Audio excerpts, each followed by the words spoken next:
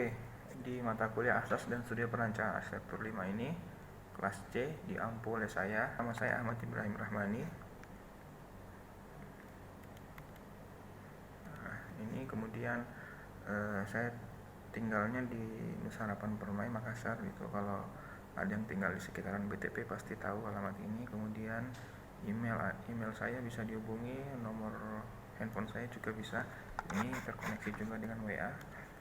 Kemudian latar belakang pendidikan saya, S2 saya di jurusan arsitektur UGM.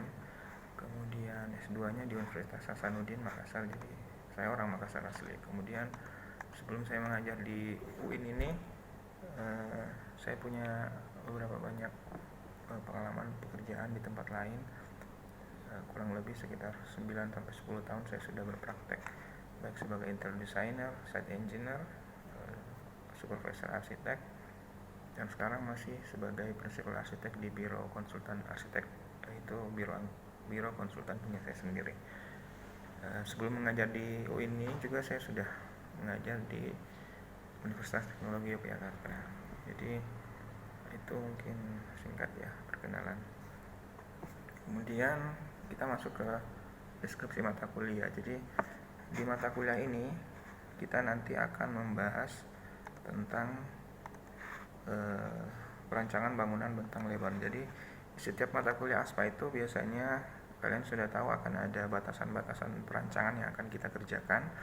Kemudian dari batasan itu nanti kita akan membuat konsep-konsep tertentu, kemudian dibuat gambar kerjanya mulai dari gambar perancangan denah, tampak potongan sampai ke detail-detailnya. Nah, untuk mata kuliah ASPA ini batasan perancangannya adalah di bangunan bentang lebar ini. Jadi kenapa kemarin saya ngasih tugas presiden studinya di bangunan bentang lebar, karena memang batasan tugas kita di situ. Kemudian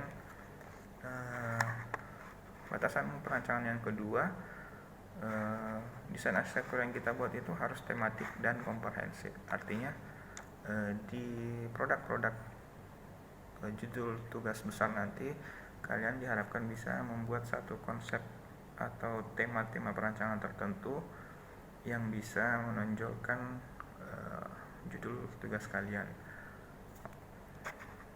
Dalam hal ini kalian juga diharapkan memperhatikan aspek-aspek organisasi ruang, estetika bentuk. Ini standar lah ya. Jadi di setiap mata kuliah asas dan studi perancangan itu hampir setiap saat akan ditagihkan soal organisasi ruang, estetika bentuk, elemen ruang, massa, tampak, dan struktur. Dan khusus untuk bangunan bentang lebar ini biasanya karakteristik bangunannya sangat kental atau sangat menonjolkan karakteristik strukturnya. Nanti kita akan jelaskan kenapa bangunan bentang lebar ini sangat kental atau sangat menonjolkan aspek-aspek strukturalnya.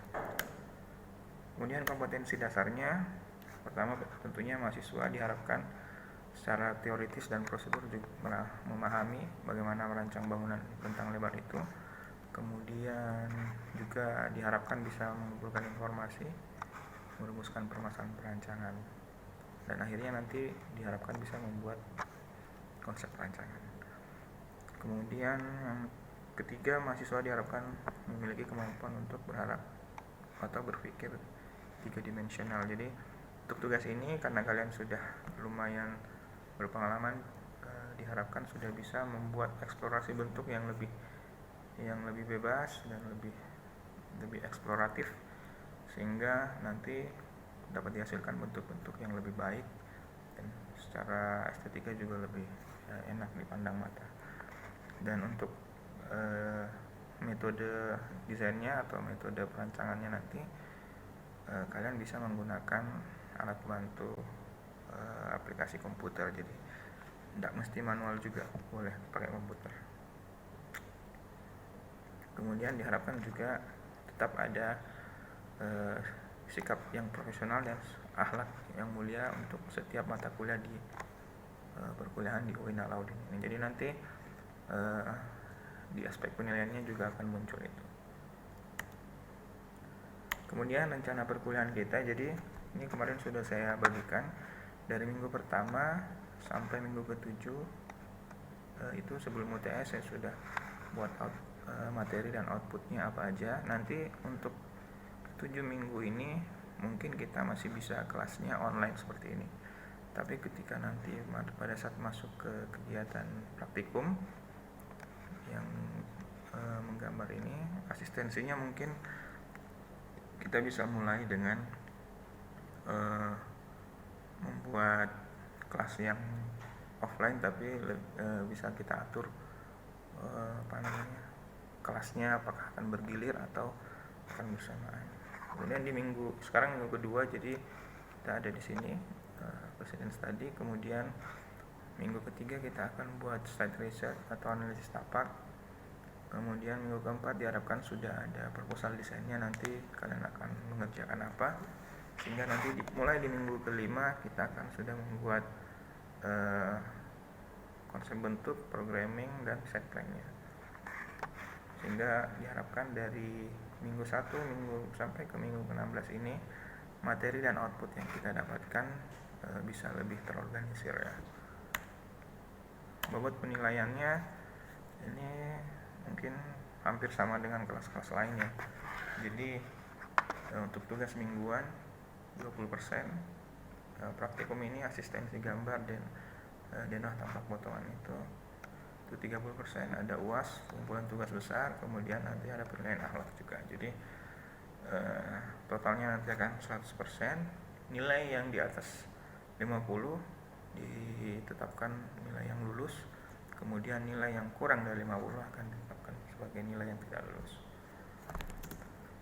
Nah, kemudian untuk semester ini standar penilaian itu sudah mulai berubah ya. Kalau minggu kemarin atau semester kemarin itu kita hanya punya grade nilai itu 4. Jadi ada A, B, C, dan D. Nah, untuk semester ini sebenarnya mulai semester yang lalu itu nilainya itu sudah beragam. Jadi ada grade A, A-, B+, B, B-, C+, C, C-, D, dan E. Nah, untuk batasan nilai ini masing-masing nilainya dikonversi dari perolehan nilai akhir kalian nantinya. Jadi batasan nilai yang dianggap tidak lulus nanti adalah nilai D. Nilai D dan E ini adalah nilai yang tidak lulus. Kalau C- mungkin masih lulus, tapi sayang kalau mata kuliah ASPA ini kalian memiliki nilai yang C, itu sangat disayangkan. Minimal kalian punya grade itu B lah, kalau saya paling ingin untuk mata kuliah studio perancangan ini. Nah, ini contoh tabulasi nilainya. Biasanya saya akan bagikan, tetap transparan. Di kelas saya biasanya selalu saya bagikan nilai tugas mingguannya seperti apa, terus praktikumnya seperti apa, kemudian tugas besarnya seperti apa, akhlaknya seperti apa. Jadi nanti akan terhitung secara otomatis bahwa nilai kalian itu grade-nya masuk di mana, hurufnya A, B, atau A- atau B+, kemudian keterangannya lulus atau tidak lulus.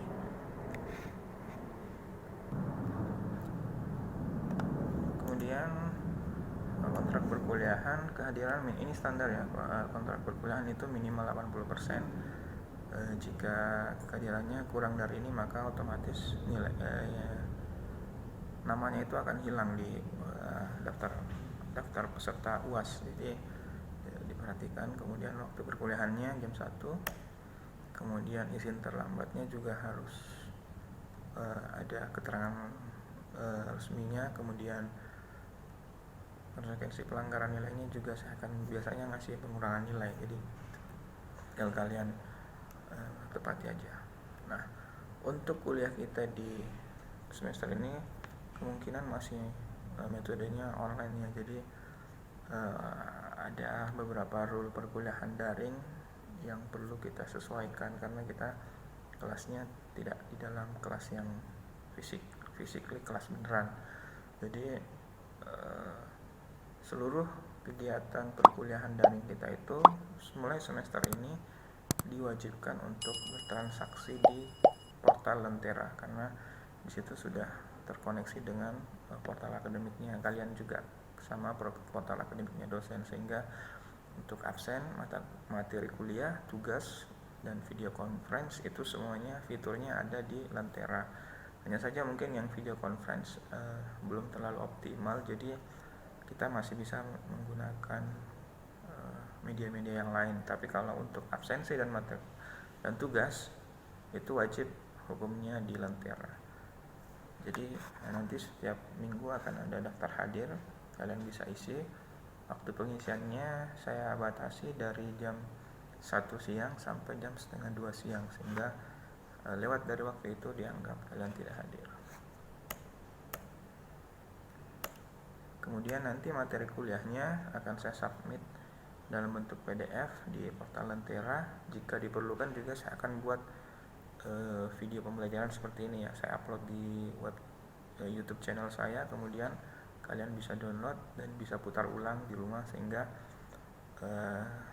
bisa dipelajari kapanpun kalian punya akses terhadap internet, sehingga lebih enteng dan lebih murah buat kalian. Kemudian kegiatan praktikum nanti asistensi gambar bisa diadakan sesi video conference tersendiri, bisa menggunakan Zoom meeting, Google Meet, atau jika diperlukan atau jika memungkinkan kita bisa asistensi langsung di kampus, tapi dengan metode yang bergiliran, jadi tidak semuanya bersamaan datang. Ini materi ajarnya bisa download di sini. Kemudian ini brief desain yang akan kita kerjakan nanti. Tadi seperti yang sudah saya jelaskan bahwa bangunan bentang lebar itu konstruksinya itu diharapkan memiliki area yang luas, sehingga dapat meminimalkan penggunaan elemen-elemen struktur kolom di tengah-tengahnya. Banyak contohnya, nanti kita bahas satu-satu ya. Jadi karya arsitektur dengan menggunakan sistem konstruksi bentang lebar atau misalnya menampilkan elemen struktur yang karakteristik bangunannya atau karakteristik strukturnya itu diekspos, sehingga kenapa tadi saya mengatakan bahwa sangat kental elemen strukturnya di karakteristik bangunan ini, karena itu tadi strukturnya biasanya diekspos, tidak seperti dengan bangunan-bangunan yang lain seperti bangunan tinggi.